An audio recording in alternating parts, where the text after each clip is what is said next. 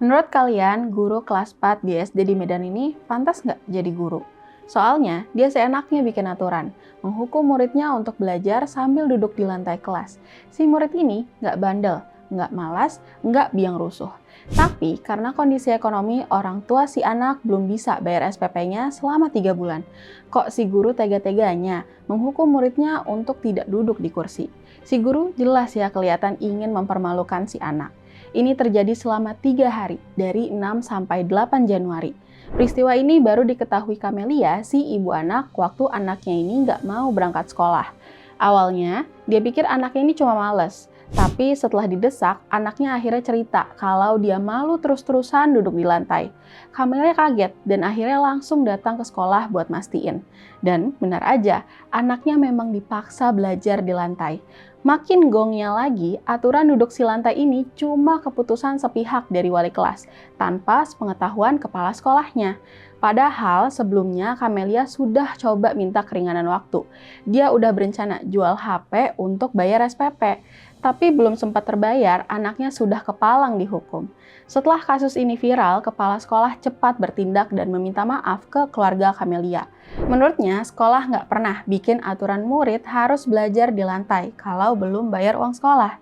Tapi, wali kelas yang bikin aturan sendiri itu semula tetap kekeh dengan tindakannya. Bahkan, anak dari guru itu juga ikut campur dan nggak terima kalau ibunya disalahkan. Tapi sekolah nggak mau tahu, mereka sudah memberi sanksi skors kepada sang guru. Kepala Dinas Pendidikan Medan, Beni Sinomba Siregar, bilang pihaknya bakal lakuin klarifikasi dan menindaklanjuti masalah ini. Sementara itu, Wakil Ketua DPRD Sumut, Ihwan Ritonga, menegaskan pentingnya sanksi tegas agar kejadian serupa nggak terulang.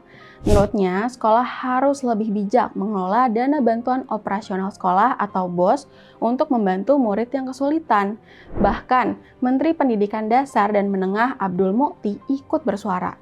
Dia mengingatkan kalau pendidikan seharusnya memuliakan murid dan bukan jadi tempat mempermalukan mereka. Kabarnya, walau si guru udah minta maaf, Kamelia berencana memindahkan anaknya ke sekolah lain demi kesehatan mental anaknya. Menurutnya, kejadian ini membuat anaknya jadi minder dan trauma bersekolah. Alhamdulillahnya nih, di tengah kehebohan ini ada kabar baik. Si anak dapetin beasiswa hingga ke jenjang SMA dari Partai Gerindra. Ini disampaikan langsung sama Ketua DPD Gerindra Sumut, Ade Jona Prasetyo. Dia jelasin kalau selain program makan siang gratis, ada juga pemberian beasiswa. Apa yang terjadi di Medan ini semoga membuka mata kita semua.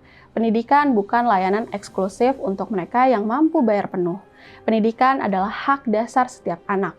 Sekolah punya tanggung jawab moral dan hukum untuk memastikan semua murid bisa belajar dengan bermartabat. Kita harus memastikan nggak ada lagi anak-anak yang dihukum atau dipermalukan karena alasan finansial. Mari kita buat ruang belajar jadi tempat yang memuliakan manusia, bukan sebaliknya. Pendidikan untuk semua.